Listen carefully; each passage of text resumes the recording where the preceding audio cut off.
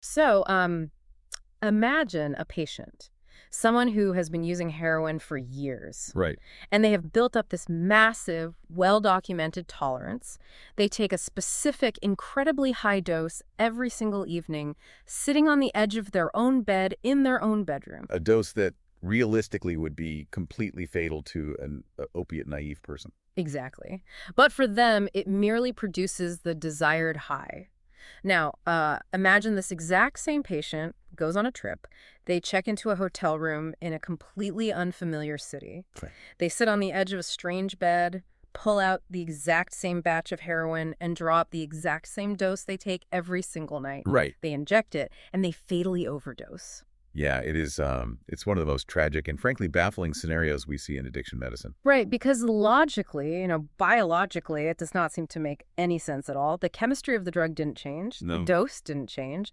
The biological tolerance of the patient's receptors didn't magically vanish on the flight over. The only thing that changed was the room. Just the room. So what on earth killed them? Well, the answer to that question lies in an invisible force that is quite literally shaping every single move we make. Okay. To understand what happened in that hotel room, we have to look at something so fundamental, so omnipresent, that we often completely overlook it in clinical practice. We have to look at learning theory. Learning theory. Yeah. Now, I have to admit, when I hear the word learning, my brain immediately defaults to, flashcards. Right, schoolwork. Yeah, I think of memorizing the cranial nerves for a medical school exam, or sitting in a classroom, or maybe training a new puppy to sit for a treat. Yes. It sounds very academic, very conscious. And that is precisely the misconception we need to dismantle right out of the gate. We are not talking about rote memorization here. Oh, really? No. To borrow a rather brilliant metaphor from Dr. Marky Bouton's chapter in Kaplan and Sadok's comprehensive textbook of psychiatry,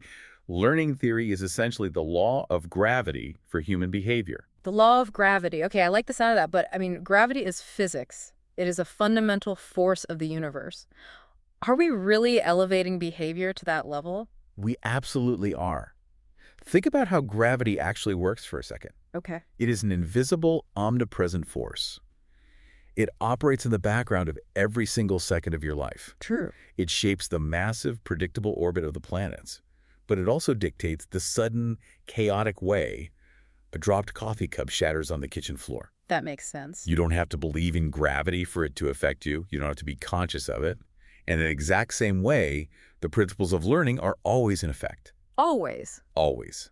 They are the invisible architecture shaping every action, every thought pattern, and every emotional response you have. Wow. From the moment you wake up and mindlessly reach for your phone, to the most complex, devastating clinical pathology you will ever encounter on a psychiatric ward. So, if psychiatry, at its absolute core, is the study of how brain, mind, and experience interact, and crucially, how that intricate process can go wrong, then you are saying learning theory is the rule book for how experience actually writes the code. Precisely. That's spot on. When you are sitting across from a patient, you are never just looking at a static collection of symptoms. Right. You are looking at a living, breathing history. You are looking at a lifetime of experiences that have literally sculpted their neurobiology and their behavior. Okay, I am hooked. I am definitely hooked. But how do we get from a textbook theory to understanding a fatal overdose in a hotel room? Yeah. What is the mission of this deep dive today? The mission today is a conceptual synthesis.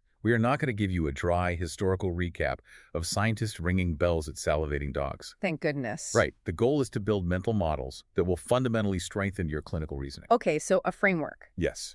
We're going to start with the precise microscopic mechanisms of how learning happens. The nuts and bolts. Exactly. Yeah. Then, we are going to look at how those mechanisms manifest as full-blown psychiatric disorders like severe addiction, debilitating panic disorder, and OCD. Okay. And finally, we will explore what that means for how you actually enact therapeutic change. We are essentially upgrading our mental models. We are moving away from viewing a patient's behavior as just, a random symptom that needs to be suppressed with a pill, Yeah. and moving toward viewing it as a remarkably adaptive system that has somehow gone completely off the rails. That is the perfect framing. Yeah. And to understand how the train goes off the rails, we first have to understand the tracks it runs on. Right. Those tracks were laid down at the turn of the 20th century by two great biological traditions.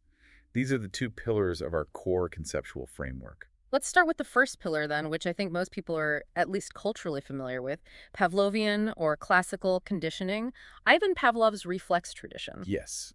Pavlovian conditioning at its heart is fundamentally about antecedents. Antecedent. It is about what comes before a behavior. It is about what elicits a response. Okay. It is the process by which an organism learns to associate a previously neutral stimulus with a psychologically significant event. If A happens, B is going to follow. So it is the brain acting as a cartographer. It is mapping the causal structure of the environment. Like when the sky turns green, a tornado is coming. Exactly. Yeah. It is preparing the organism for what is about to happen. Now, the second pillar is operant, or instrumental conditioning. Right. Skinner boxes and all that. Yes, this is the tradition of Edward Thorndike putting cats in puzzle boxes Right. and measuring how long it took them to escape, and later B.F. Skinner with his famous rats pressing levers in boxes. So if Pavlovian conditioning is about the antecedent, the setup, then operant conditioning is entirely about the consequence. Spot on. It is about the Yeah. payoff. Yes. Operant conditioning is the organism learning that its own voluntary behavior produces a specific outcome. It associates an action with a consequence. If I push this lever, I get a food pellet. Or Yeah. if I touch a hot stove, I experience pain. Okay, so we have the organism reacting to the environment, which is Pavlovian, and the organism manipulating the environment, which is operant. Correct. But I have to say, looking back at that mid-century strict behaviorist era, the applied behavioral analysis days, it all feels a bit cold. It was very rigid. Yeah. It treated the organism, whether it was a rat or a human patient, almost like a passive meat robot. A meat robot, I like that. Right. A stimulus goes in, a response pops out. There was no room for thought or expectation or mind. You are hitting on the exact reason why the field had to evolve. Yeah. That strict meat robot view was the dominant paradigm for a long time. Right. But beginning in the late 1960s, there was a massive paradigm shift. The field moved forcefully toward a cognitive, behavioral, and evolutionary perspective. Oh, interesting. The modern view completely rejects the idea of the passive organism. So what replaced it? If we aren't just passive receivers waiting for a stimulus to hit us, what are we? We are active information seekers. The modern view states that the brain is constantly, hungrily using logical and perceptual relations to form a highly sophisticated internal representation of the world. It is building a dynamic model of reality. Yes, it is constantly gathering data. I love thinking of the like a subconscious predictive algorithm. It is running constantly in the background, updating probabilities based on everything you have ever experienced. Exactly. You walk into a room and you aren't just passively observing the furniture. Your brain is calculating, if I speak up in this meeting, what is the probability of being mocked? Yes. If my boss uses that specific tone of voice, what usually happens next? We are constantly obsessively predicting the future. And here is the crucial mechanism. When those predictions are either confirmed or violated, learning happens. Oh. That transition brings us nicely into deconstructing the actual mechanisms. Let us look at Pavlovian learning first. Good idea. Because as Dr. Brunin points out in the chapter, almost everyone holds a mistakenly rigid, simplistic view of it. Well, let me be the proxy for that simplistic view because I can recite the textbook formula in my sleep. Let's hear it. You have an unconditional stimulus, the US, like a bowl of meat powder. This naturally, without any prior learning, causes an unconditional response, the UR. The dog salivates. Exactly, the dog salivates. Then you introduce a conditional stimulus, the CS, like ringing a bell, and you pair it with the meat powder. Right. Over time, the brain connects the two, and eventually the bell alone causes the conditional response, the CR, which is salivation. That's the classic model. Yeah, it feels like a very simple, localized, one-to-one reflex loop, a twitch in response to a sound. That is how it is taught in high school biology, certainly. But clinically, that view is disastrously inadequate. Really? Disastrously. It is not a simple reflex loop at all. A conditional stimulus, the bell, or a drug cue, or a trauma trigger, does not just evoke a single isolated twitch or a single drop of saliva. What does it evoke then? It evokes an entire behavior system. A behavior system. Right. Walk me through what that actually looks like physiologically. Let's go back to the dog, or even a human being anticipating dinner. You hear the dinner bell, or you smell food cooking. Okay. Yes, you might salivate, Yeah. but that is just the tip of the iceberg. Beneath the surface, the brain is orchestrating a massive systemic symphony. Wow, okay. It triggers insulin secretion from the pancreas to handle the impending jump in blood glucose. Oh, of course. It commands the stomach to release gastric acid and digestive enzymes. The organism's core body temperature changes. Seriously. The autonomic nervous system shifts into a state of heightened arousal. So the bell isn't just a localized command to the salivary glands, it is a systemic broadcast.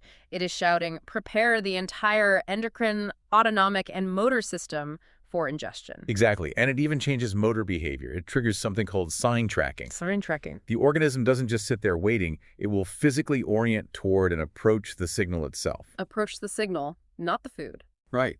A pigeon will peck at a light that predicts food. A dog will lick the light bulb. That is wild. This completely changes how I view a patient struggling with, say, a severe binge eating disorder. How so? Well, if their environment is filled with conditional stimuli, the sight of a specific fast food logo, the route they drive home from work, the couch they sit on late at night, Yes. their entire physiology is shifting before they have even consciously decided to eat. Precisely. Their insulin is spiking, their stomach acid is churning, their arousal is peaking, and they are physically driven toward the cue. It's massive. It is not a failure of willpower. They are fighting a massive physiological wave that was triggered by a logo. That is the power of the behavior system. Mm-hmm. Now, let us ask a slightly more sophisticated question. Okay. The real world is not a controlled laboratory. The environment is incredibly noisy. It is filled with thousands of stimuli at any given moment. Right. How does the predictive algorithm in the brain decide which specific stimuli to associate with the impending event? That's a good point. Why does it pick the bell, but ignore the color of the wallpaper or the hum of the air conditioner? Okay, if the brain is an active information seeker, then it must be obsessed with information value. It shouldn't care about a cue unless it provides new, reliable information. Exactly. And this brings us to one of the most elegant concepts in learning theory, proven by a phenomenon called blocking. Let's break down blocking. How do we prove the brain only cares about new information? If we look at the experimental evidence, imagine we have two groups of subjects. Let's call the first one the correlated group. Okay, correlated group. We present them with two cues simultaneously. Let's say we flash a bright light, we will call that QA, Right. and we play a loud tone, QX, at the exact same time. Immediately after this compound cue, we give a reward. Light and tone, then reward. Got it. We do this repeatedly. Then, interspersed with these trials, we present a different cue, a buzzer, QB, alongside the same tone, QX. Okay. But this time, we follow it with no reward. Let me make sure I'm mapping this correctly. The tone, QX, is a terrible predictor. It's exactly. Half the time it is present, a reward happens. Half the time it is present, nothing happens. Correct. But the light, QA, is a perfect predictor. Every single time the light flashes, the reward is guaranteed. You have mapped it perfectly. QA is highly valid. QX is ambiguous. Now, here is the critical test. What does the organism's brain learn about the tone, QX? Well, my intuition says it should learn something, right? After all, the tone was present during the rewarding events. They were paired together in time and space. But the organism learns absolutely nothing about QX.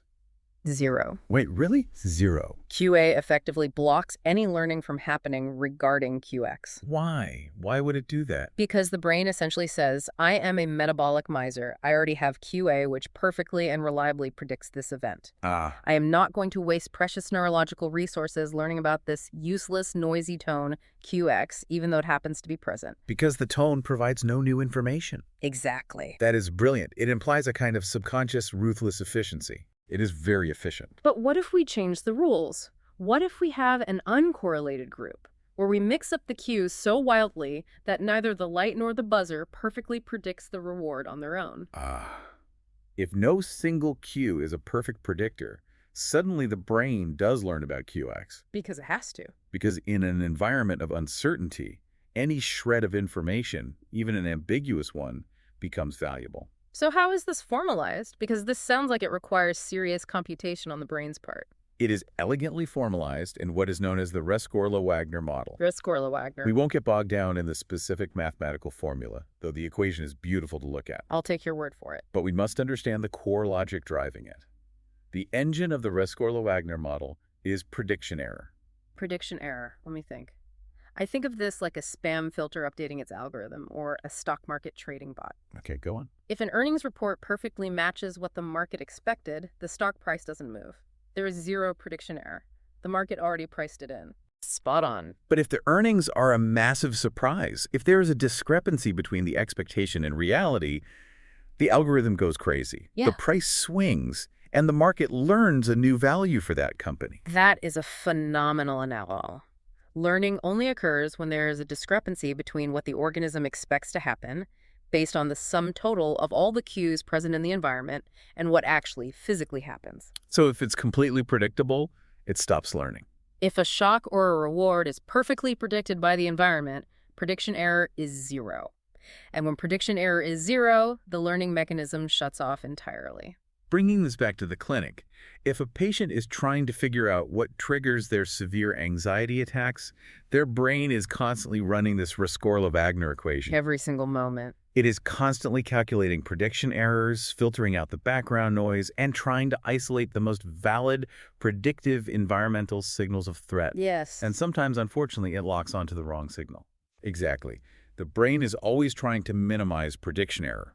Now, let's leave the antecedents behind and pivot to deconstruct the second pillar, operant learning. Right. Moving from the setup to the consequences. And the foundational concept here is Thorndike's law of effect. Thorndike essentially proposed that if an action produces a satisfying state of affairs, the bond between the situation and the action is strengthened. That was his phrasing, yes. If it produces an annoying state of affairs, the bond is weakened. But modern terminology is a bit more precise than satisfying and annoying, isn't it? Much more precise, and frankly, this terminology trips up clinicians constantly, so we need to be crystal clear. Okay, let's clear it up. We use the terms reinforcement and punishment, paired with positive and negative. Let's define them strictly. Reinforcement means any consequence that increases the likelihood of a behavior happening again. Correct. Punishment means any consequence that decreases the likelihood of a behavior happening again. Correct again. But here's where the confusion lies. Positive and negative do not mean good and bad in a moral or emotional sense. This is where people get lost. They do. They are purely mathematical terms. Positive means adding a stimulus. Negative means removing a stimulus. Okay, let me test this to make sure I've got it. Positive reinforcement is adding something desirable to increase a behavior, like giving a child praise for doing their homework. Yes. And negative reinforcement, which people always confuse with punishment, is removing an aversive stimulus to increase a behavior. Exactly. Like taking a strong painkiller to remove a blinding migraine. I am negatively reinforcing my pill-taking behavior because the outcome is the removal of pain. Spot on. And conversely, positive punishment is adding something aversive to stop a behavior, like a harsh scolding. Right. Negative punishment, often called omission training, is removing something desirable to stop a behavior, like taking away a teenager's driving privileges for breaking curfew. Okay, the maths make sense. It's just adding and subtracting. But it's not just about what the consequence is, right? Yeah. It is also about how and when it is delivered. That is perhaps the most powerful determinant of how persistent a behavior becomes. We are talking about schedules of reinforcement. Schedules of reinforcement. Broadly speaking, there are two main categories: ratio schedules, which are work-based, and interval schedules, which are time-based. Let's break those down. A ratio schedule means the reward is contingent on the number of actions you perform. Yes. And a variable ratio schedule is the classic casino slot machine. The reward comes after a completely unpredictable number of lever pulls. Exactly. You might win on the first pull or the 50th or the 1,000th. You just keep pulling the lever because the very next pull could be the jackpot. Evolutionarily, this hooks us deeply. It causes incredibly high, relentless rates of responding with almost no pauses. It creates feverish activity. Wow. Now, contrast that with the variable interval schedule. Think about checking your email or refreshing a social media feed. The reward, a new, interesting message or a like, does not depend on how fast you furiously click the refresh button. Right, because I can't force the server to send an email faster. You cannot force the reward through sheer volume of work. It depends on an unpredictable amount of time passing. So clicking rapidly 50 times a minute does nothing. You just have to wait. Exactly. And because of that, a variable interval schedule generates a much steadier, consistent, but lower rate of responding. You check your phone once every 20 minutes, persistently, all day long. So if a psychiatrist is trying to understand a patient's compulsive behavior, whether it is gambling or checking locks or pursuing an emotionally unavailable partner, Yes. they have to identify the specific schedule of reinforcement the patient is trapped in. Yes. But that raises a very practical problem for the clinician on the ward. To use operant conditioning therapeutically, you have to find a reinforcer. What happens if verbal praise doesn't work for a patient? What if tangible rewards like extra privileges don't work? How do you actually know what will reinforce a specific individual's behavior? Well, we can't read their minds. No, but you don't need to. That brings us to a brilliantly simple clinical tool called the PSYCH principle, developed by David PSYCH. The PSYCH principle. He realized that you don't have to guess what an organism finds reinforcing. You simply observe their free choices. You watch what they naturally gravitate toward when all restrictions are lifted. Precisely. The PSYCH principle states that a more preferred high-frequency behavior can be used to reinforce a less preferred low-frequency behavior. Let's ground this in a clinical scenario because this sounds incredibly useful. Let's do it. Say I am a junior doctor on an adolescent inpatient unit. I have a young patient with severe depression who absolutely refuses to attend morning group therapy. It is a low-frequency behavior. The probability of them going voluntarily is 0. But I notice that whenever they have free time, they retreat to their room and spend hours meticulously drawing in a sketchbook. That is their high-frequency preferred behavior. If you don't know the PSYCH principle, you might try to bribe the patient with a piece of chocolate or threaten them with a loss of television time. Right, which probably won't work. But using PSYCH's insight, you don't need external rewards. You make access to the drawing materials contingent upon attending the group therapy session. I use the gravitational pull of the high-frequency behavior to drag up the low-frequency behavior. Exactly. You can have your sketchbook from 10 a.m. to noon, but only if you sit in the 9 a.m. group. It is incredibly elegant. It is highly effective because it is tailored entirely to the patient's internal value system. Okay, I'm going to push back here hard. Go ahead. This all makes logical sense. Operant conditioning, the law of effect, schedules of reinforcement. It paints a picture of a rational organism making voluntary choices to maximize rewards and minimize pain. It does. But if that is true, how on earth does learning theory explain the absolute tragedies we see in psychiatric practice? Good question. How does it explain a patient persisting in a behavior that is clearly, objectively, relentlessly destroying their life, their liver, their family, and their finances? Right. Where is the reward in a rock-bottom end-stage addiction? Where is the satisfying state of affairs there? That is the ultimate clinical paradox, isn't it? Yeah. If behavior is driven by reward, why do humans so often destroy themselves? Exactly. To answer that, we have to peel back another layer. We have to look deeply into motivational factors and the paradoxes of reward. Okay. The earliest theorists, the meat robot crowd, thought that a reinforcer simply stamped in a behavior mechanically, like an industrial press stamping a pattern into a sheet of metal. Right. But Edward Tolman's revolutionary work with rats showed us that learning is vastly more nuanced than that. He demonstrated the concept of latent learning. Walk me through Tolman's maze. Imagine a complex physical maze. Tolman places a group of rats at the start. There is no food anywhere in the maze. No reward. No reward. For days, the rats wander around aimlessly. They explore blind alleys, they backtrack, they make countless errors. They don't seem to be learning any specific route because there is no reinforcement driving them. It just looks like random wandering. But then, on a subsequent day, Tolman places a large cache of food in the final goal box. Okay. He places the same rats at the start. Suddenly, almost instantaneously, the rats run the maze perfectly. No blind alleys, no errors. They take the absolute most efficient route to the food. Wait, if they ran it perfectly immediately after the food was introduced, that means the food didn't cause the learning. Precisely. They had already learned the complex spatial layout of the maze during their random wandering. They had built a cognitive map. Exactly. The learning was latent. It was hidden. This proved a monumental point. The reinforcer did not create the knowledge. Then what did it do? What the reinforcer did was motivate the translation of that knowledge into action. Reinforcers don't build the machinery. They provide the fuel. They give the organism a reason to perform. Wow. And here's where it gets dangerous. This motivational fuel can behave paradoxically. The paradoxical reward effects. Let's return to our schedules of reinforcement. Yeah. If you reinforce a behavior every single time it happens, a continuous schedule, Right. and then you suddenly abruptly stop, The behavior extinguishes very quickly. The organism realizes the rules have changed, experiences a brief burst of frustration, and gives up. Like a vending machine. Exactly. If you put a coin in every day and get a soda, you expect it. If one day you put a coin in and nothing comes out, you might press the button a few times, maybe kick the machine once, but you give up quickly. You don't stand there for 3 weeks feeding it coins. No, you don't. Precisely. But what happens if you have been reinforcing the behavior only intermittently, say only 30% of the time, and then you stop? This creates the partial reinforcement extinction effect. The behavior persists. And not just a little bit. Wow. It persists for a remarkably stubbornly long time.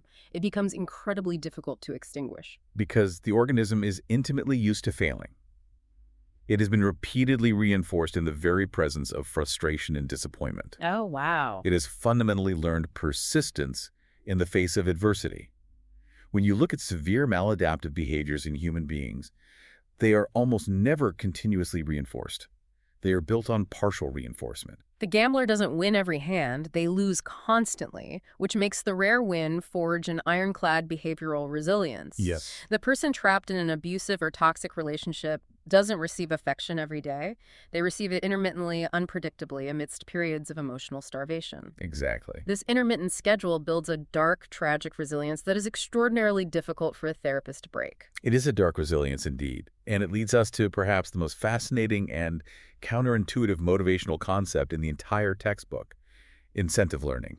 Incentive learning. Okay, I remember reading about Bernard Bellain's 1992 experiment on this, and it honestly blew my mind. It's a fantastic experiment. It completely upends how we intuitively think about basic biological drives like hunger. Let's walk through this very carefully. Let's do it. Bellain takes a rat. He ensures this rat is completely satiated. It is perfectly full, not hungry in the slightest. Oh, okay, full rat. He puts it in an operant chamber and teaches it to press a lever. When the rat presses the lever, it receives a completely novel, exotic type of food pellet, something it has never tasted in its life. Right. The rat presses the lever a few times, tastes the pellet, and learns the mechanical association. Lever equals novel food. Okay. A leads to B. The rat knows the rule. Then, Bellain takes that exact same rat back to its home cage and starves it. He deprives it of food until it is in a state of intense, severe hunger. Okay. He then places the starving rat back into the operant chamber with the lever. However, he disconnects the dispenser. The lever will no longer produce food. The question is, what does the starving rat do? Well, common sense and standard biological drive theory dictates that a starving animal will frantically do whatever it knows produces food. Right. It knows the lever produces the novel pellets. Therefore, it should attack that lever furiously. But it doesn't. The severe biological state of hunger has absolutely no impact on the rat's lever pressing rate. It ignores the lever almost entirely. That is baffling. Why? It knows the lever produces food. It knows the lever produces that specific novel food. But because it has only ever eaten that novel food while perfectly full, it does not know that the novel food cures the feeling of hunger. Wait, real? It lacks the incentive learning. Oh, wow. It has the intellectual A leads to B knowledge, but it hasn't mapped the emotional or physiological value of B onto its current state of suffering. Exactly. The rat's brain doesn't automatically grant the food a high value just because the stomach is empty. Yeah. It has to physically experience it. If Bellain simply gives the starving rat one single chance to eat the novel pellet while it is hungry, a light bulb goes on. The rat's brain registers, oh, this stuff fixes this terrible feeling. And then? Then and only then, if you put the rat back in the box, it will press the lever frantically. The organism must learn how a specific reinforcer influences its specific motivational state. Let's translate this to the clinic because the implications for treating depression and anhedonia are staggering. Absolutely staggering. Imagine you have a patient with severe melancholic depression. They are prescribed a highly effective activating antidepressant, say, an SNRI. Okay. The medication works on the lethargy. They physically have more energy. They're out of bed. But they sit in your office and report absolutely zero motivation to engage in the hobbies they used to love. Right. I have energy, doctor, but I just don't care about playing my guitar anymore. The family is confused, and frankly, the clinician is often confused. The pills are working. Why aren't you happy? But look at it through the lens of Bellain's rat. It makes perfect logical sense. How so? The patient's brain remembers playing the guitar. They possess the knowledge. but they have never experienced the act of playing the guitar while existing in this new, biochemically altered, depressed state. They don't know that the guitar cures the depression, just like the rat didn't know the pellet cured the hunger. Precisely. They must first be gently guided, perhaps through behavioral activation therapy, to directly experience the hobby while they are depressed. They have to play the guitar for 10 minutes while feeling numb. Yes. Only by directly experiencing the activity under these new internal conditions can the brain update the value of the reinforcer. It learns, oh, playing this instrument actually provides a slight lift to this depressed mood. And then the motivation comes back. Only after that incentive learning occurs will the intrinsic motivation to pick up the guitar return. That is so deeply empowering for a patient to hear. It takes away the guilt of, why don't I want to do this? It really does. The same logic applies perfectly to addiction recovery and relapse, doesn't it? A patient might be in the throes of agonizing heroin withdrawal, but they might not actually crave the drug if they haven't yet learned that the drug specifically cures the withdrawal state. Right. But the moment they use during withdrawal, they make that connection. The incentive value skyrockets. Yes. The motivation to seek the drug becomes overwhelmingly powerful, which provides a perfect organic transition into our section on clinical manifestations. Let's stay with addiction, Okay. because learning theory reveals something profoundly counterintuitive about how the human body reacts to drugs.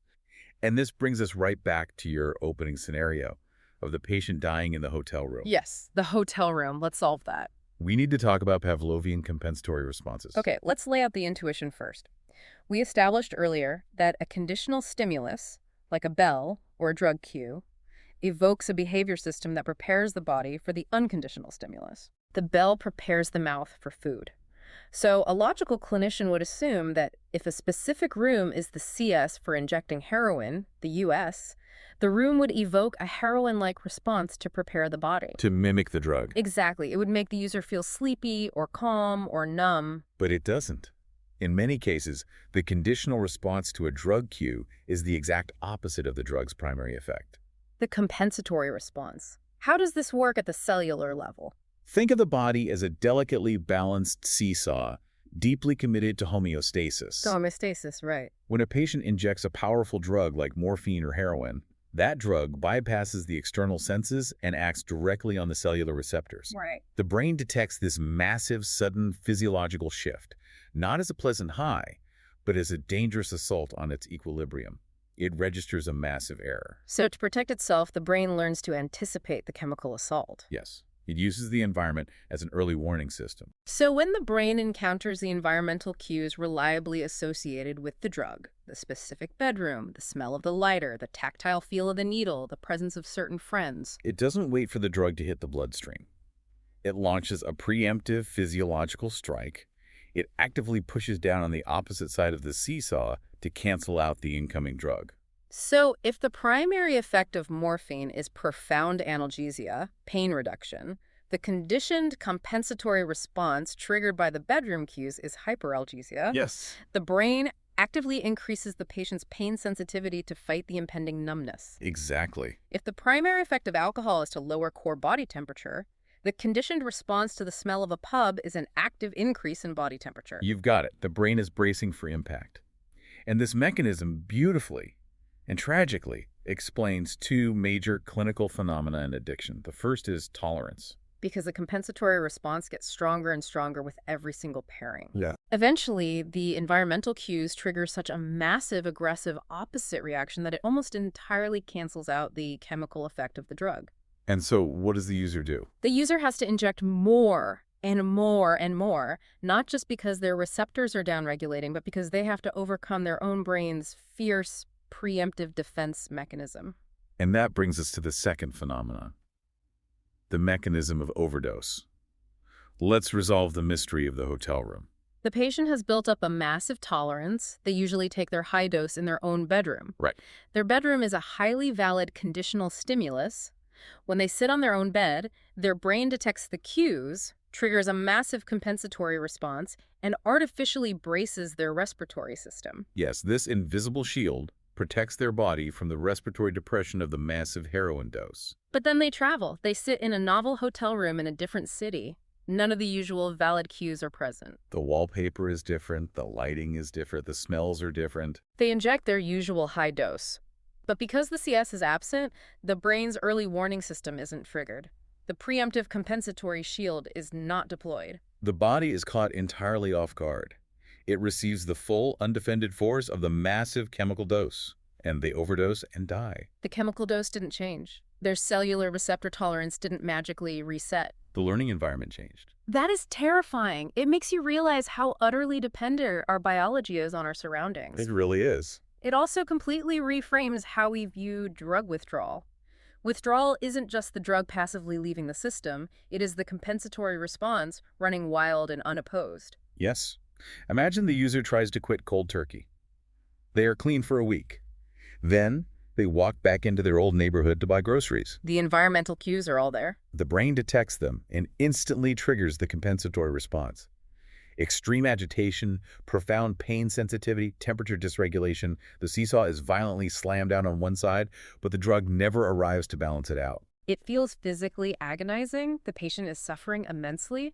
So what do? They relapse. They take the drug not to get high, but to escape this horrific cue-induced state. And there we see the two pillars of learning theory colliding beautifully and destructively. The Pavlovian cues trigger the agony, and the operant behavior of drug taking is negatively reinforced by the rapid removal of that agony. We see this exact same collision, this synthesis of classical and operant pathology in anxiety, panic, and PTSD. Absolutely. Let's explore panic disorder through this lens. Okay. Say a patient is riding a crowded bus on a hot day. Out of nowhere, for whatever physiological or stressful reason, they experience a massive panic attack, a terrifying rush of adrenaline, a pounding heart, dizziness, a feeling of impending doom. That is the unconditional stimulus and response. The immediate assumption by most junior doctors is that the bus itself becomes the conditional stimulus. The patient associates the bus with the panic, and they develop a phobia of buses. Right, situational phobia. That certainly happens, and it is a problem. But true panic disorder is much more insidious than a simple situational phobia. The most critical conditioning doesn't happen with the external world. Where does it happen? It happens internally. It is called interoceptive conditioning. Interoceptive? Yeah. Inside the body. The brain is constantly monitoring the internal state. During that first panic attack, before the full-blown terror hit, there were early, subtle physiological changes. Like what? A slight flutter in the chest, a minor shortness of breath, a momentary drop in blood pressure causing dizziness. The brain's predictive algorithm isolates those early internal somatic sensations and associates them with the horrific terror that followed. Those tiny internal sensations become the highly valid conditional stimuli. Oh, wow. So 3 weeks later, the patient is feeling fine. They are nowhere near a bus. They run up a flight of stairs to catch a train. Naturally, their heart beats a little faster from the exertion. Their brain detects that interoceptive cue, the racing heart. It matches the exact CS for panic. And the algorithm screams, "Threat!" and triggers the entire fear system. Yes. They have a massive panic attack simply because their heart beat faster. It is quite literally the fear of fear itself. Exactly. And interoceptive conditioning is incredibly robust and highly resistant to standard extinction therapies because the cues are always present inside the patient. You cannot avoid your own heartbeat. No, you definitely can't. Now, contrast that insidious internal conditioning with the extreme, vivid external conditioning we see in post-traumatic stress disorder. PTSD often involves highly complex chains of association, like sensory preconditioning and second-order conditioning. Dr. Bouton provides a devastatingly clear example of this in the text. Imagine a survivor of a horrific train derailment. Right before the crash, the train separates from the overhead power line, causing a massive, blindingly bright blue electrical flash. A split second later comes the horrific trauma of the crash. Through standard Pavlovian conditioning, the blue flash becomes powerfully, indelibly associated with the trauma. Yes. But let's move forward in time. Months later, the survivor is walking down a safe, quiet street at night. Suddenly, they see the blue flashing lights of a police car reflecting off a building. Oh, no. Through second-order conditioning, that blue police light doesn't just evoke a memory of the train. It evokes the entire systemic conditioned response. The physiological terror, the sensory hallucinations, the flooding of cortisol, the absolute feeling of impending doom. The mundane cues of the everyday world have been hijacked by the fear system. And what happens next is where the pathology gets permanently locked into place. The patient is standing on the street feeling this overwhelming terror. So they do what any organism would do. They turn around and run away from the police car, they go hide in their house, and the terror subsides. And there it is again, the collision. This is known as the two-factor theory of avoidance learning, proposed by O.H. Marr. Factor 1 is the Pavlovian conditioning. The fear conditioning attaches severe anxiety to the cue, the blue light, or the crowded party, or the feeling of dirt on the hands. Right. Factor 2 is the operant conditioning.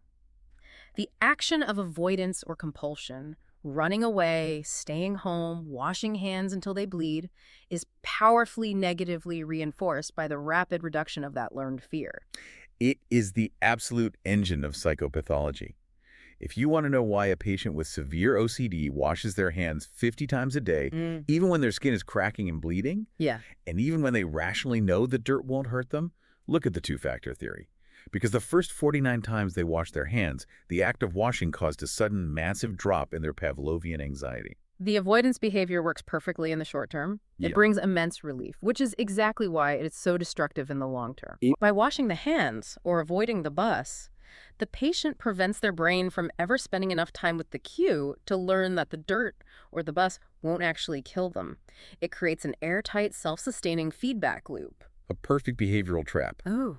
But there is a caveat here. We don't develop phobias to everything equally. What do you mean? If I am fixing a toaster and I get a nasty electric shock, I might be startled and I might be careful around toasters in the future, but I rarely develop a debilitating, life-altering toaster phobia. That's true. But if I'm walking in the woods and a snake strikes at me, you might never go in the woods again. That brings up the concept of evolutionary preparedness. Yes. The blank slate theory of the early behaviorists was wrong. We do not enter the world as blank hard drives waiting to be programmed. Far from it. Millions of years of evolution have primed our nervous systems to easily, almost instantly, associate certain conditional stimuli with certain unconditional stimuli. We are biologically prepared to link visual cues like spiders, snakes, and heights to threat, and to link certain tastes to nausea. We are not evolutionarily prepared to fear electrical sockets or handguns, even though statistically they are vastly more dangerous to a modern human than a snake. Exactly. And we can even acquire these evolutionarily prepared fears without ever experiencing the trauma ourselves. This is the power of observational learning. Right. A monkey raised entirely in a laboratory who has never seen a snake in its life will show no fear of a rubber snake. Yes. But if that monkey simply watches a video of another monkey reacting with primal terror to a snake, the observer monkey will instantly develop a lifelong, intense fear of snakes. Just from watching. It associates the visual cue of the snake with the emotional reaction of its peer.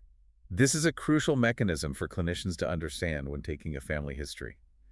This is how severe anxiety and phobias can be passed down from parent to child across generations, even in the complete absence of any direct personal trauma to the child. The child simply watches the parent's autonomic nervous system react to a cue, and their own brain downloads the fear program. It is incredibly potent.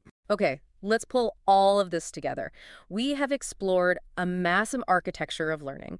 We have Pavlovian cues triggering emotions and systemic physiology. Yes. We have operant behaviors being shaped by intermittent reinforcement and incentive values. We have evolutionary biology preparing the pathways. It's a lot of moving parts. How does a modern psychiatrist pull all these threads together into a unified model for clinical reasoning? How do we map this out? We use what is called the SOR model. It is a synthetic view of instrumental action. In any given moment, in any given behavioral sequence, there are three primary nodes operating. Three nodes. The stimulus, S, in the background environment, the response, R, which is the physical action, and the outcome, O, which is the reinforcer or consequence. And there are neural pathways connecting all of them. Let's map a complex clinical presentation onto this triangle to see how it works. Let's trace the life cycle of a severe alcohol use disorder. Perfect example. In the early days, when the person first starts drinking heavily, their behavior is dominated by the RO association, response outcome. This is highly conscious, goal-directed behavior.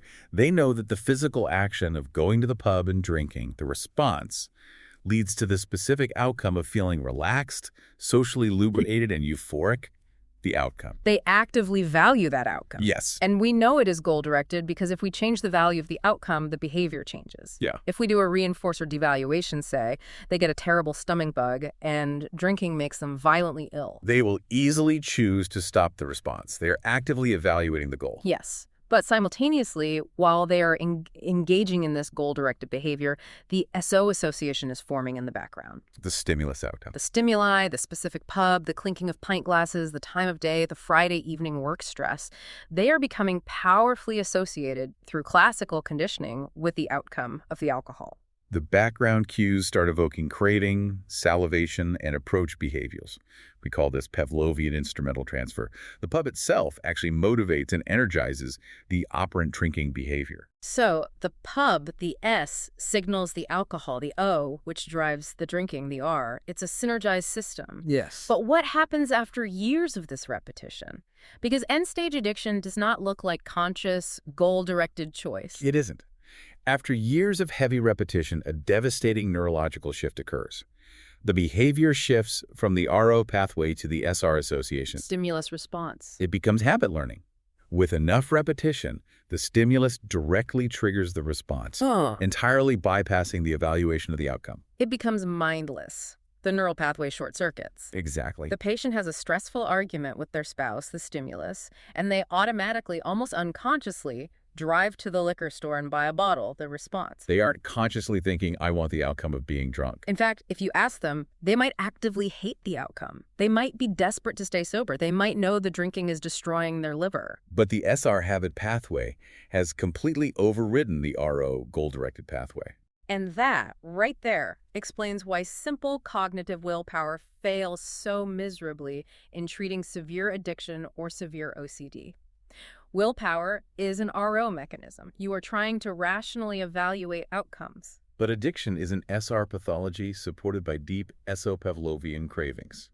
You cannot outthink a reflex. If the learning is this deeply embedded, if it is literally wired into the SR habit circuits of the basal ganglia, how on earth do we fix it? It's the multi-million-dollar question. When a patient undergoes therapy, do we just go in and erase the bad memories? Do we delete the SR association like a computer file? No.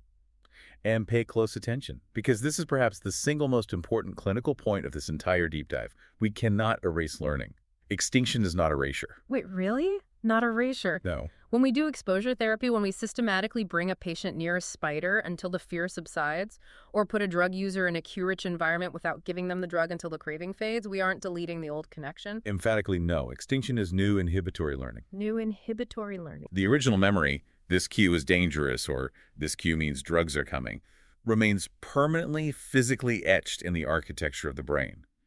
What successful exposure therapy does is build a new, competing inhibitory memory overlay. It writes a new rule. This cue is now safe. So the brain holds both contradictory meanings simultaneously, like an ambiguous word that depends entirely on context to understand. That is exactly it. And because the expression of the memory depends on context, the patient remains incredibly vulnerable, even after seemingly successful therapy. Oh, I see where this is going. If the new safe memory is learned entirely in the safe, calm context of the therapist's office, what happens when the patient encounters the cue back in the chaotic context of their own home? The renewal effect. The physical context changes. The brain can't access the inhibitory overlay. It defaults to the original, stronger, older, dangerous memory, and the fear or the craving rushes back with full force. Yes, or time passes and the new memory weakens, leading to spontaneous recovery of the fear. Spontaneous recovery. Or they experience a completely unrelated life stressor, which lowers their inhibitory control, and you get reinstatement of the pathology. The original learning is never gone. It is always waiting in the wings. To go back to our earlier metaphor, an airplane flying doesn't erase the law of gravity. It just uses a new opposing force lift to temporarily overcome it. But the second the engines fail, gravity's right there to pull it down. Brilliant analogy, yes. This mechanism makes the role of psychiatric pharmacology incredibly tricky, doesn't it? It does. Let me pose a scenario. Say a psychiatrist has a patient undergoing intense exposure therapy for severe agoraphobia. The patient is terrified.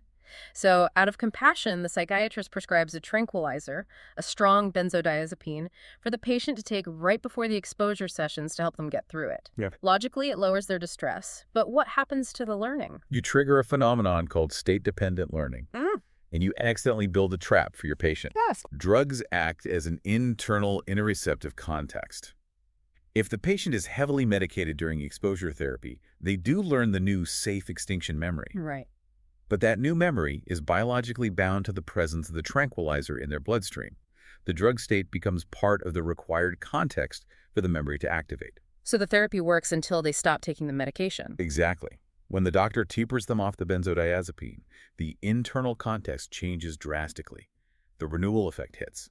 The brain says the safety context is gone and defaults to the original agoraphobic fear. The fear returns, sometimes worse than before. By trying to ease their pain, the anxiolytic actually preserved the original anxiety by preventing the patient from learning safety in their natural, unmedicated biological state.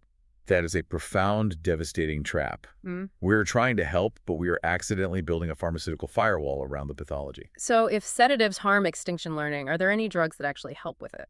Yes, and this is an incredibly exciting frontier in translational psychiatry.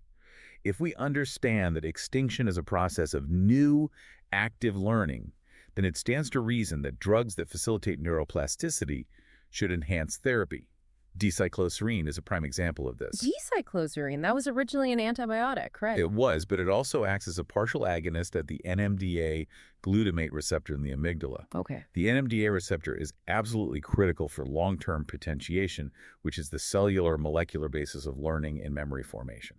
So instead of sedating the patient, you give them decycloserine right before the exposure therapy session to essentially put their brain into a state of hyperlearning. Exactly. And the clinical trials have been fascinating. It speeds up the extinction learning process. The new inhibitory memory forms much faster and is mathematically stronger. Oh.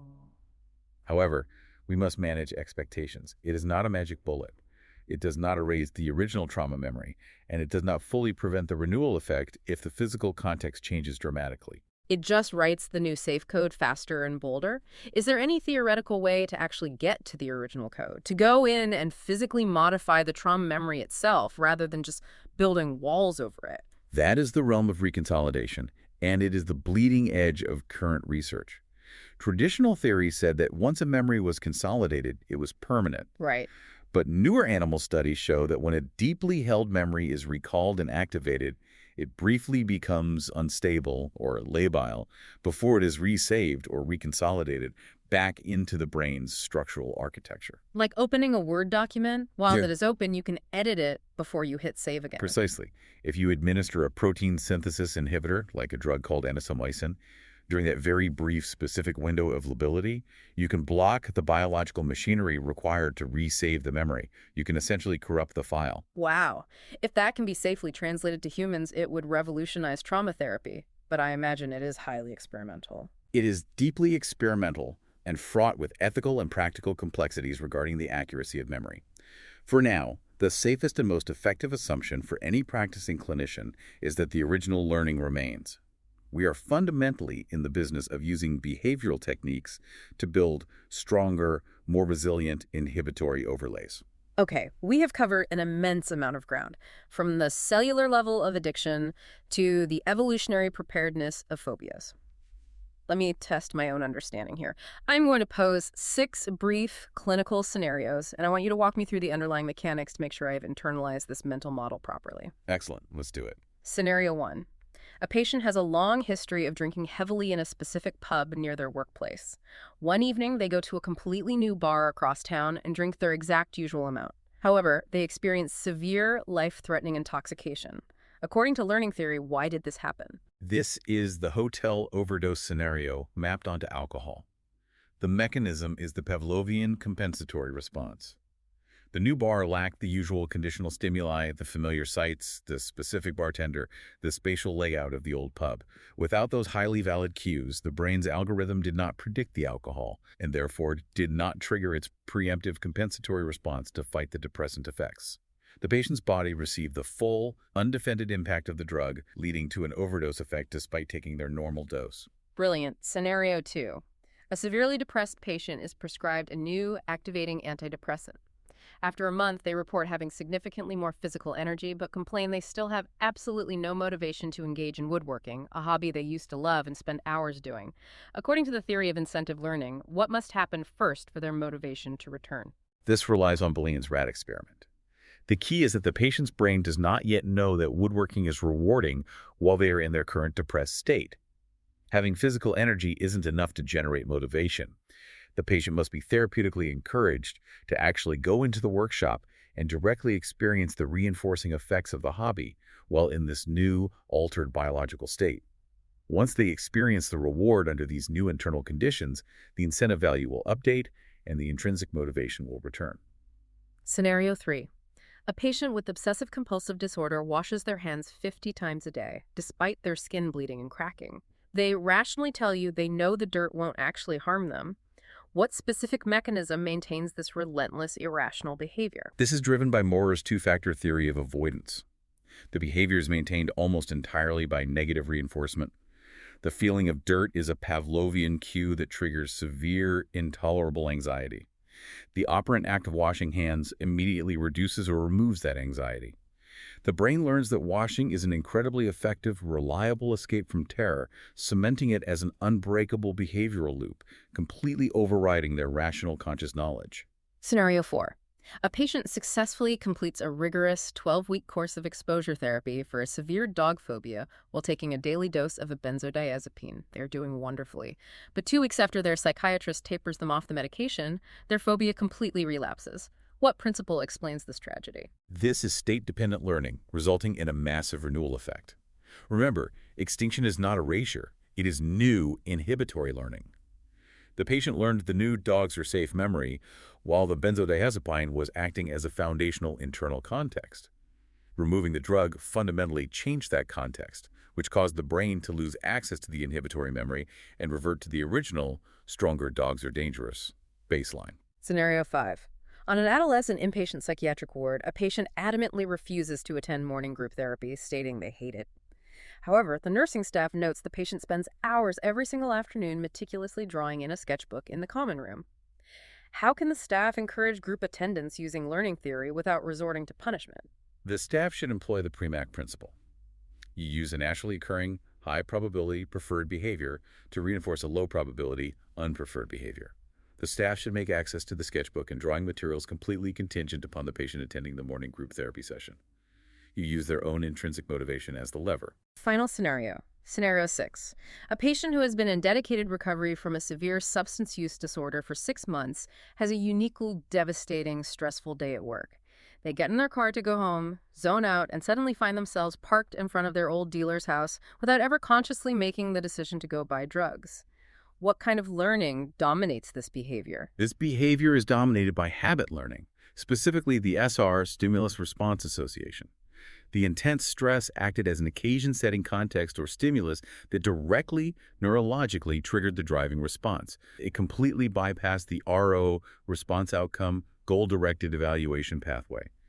The behavior has become an automatic, mindless routine due to years of past repetition, overriding their conscious desire to remain sober. Okay, I think the mental model is solidly in place. As we wrap up this massive deep dive, we've gone from the glandular secretions of Pavlov's dogs to the deepest, most tragic neurobiology of human attention, trauma, and compulsion. We really have. And what stands out to me the most is how utterly humbling this all is. We walk around in our daily lives utterly convinced that we are the conscious, rational authors of our own destiny. We think we choose what we want, we choose what we fear, and we logically decide what we do. It is a comforting illusion, but learning theory pulls back the curtain on the machinery. It shows us that our deepest fears, our most stubborn habits, our seemingly irrational compulsions, and even our most profound, intimate preferences are heavily sculpted by the invisible architectural forces of classical and operant conditioning. The subconscious predictive algorithms of our brain are running the show far more often and far more powerfully than our conscious logic ever is. It really makes you reconsider the entire concept of free will, especially when you are sitting in the clinic judging a patient for noncompliance.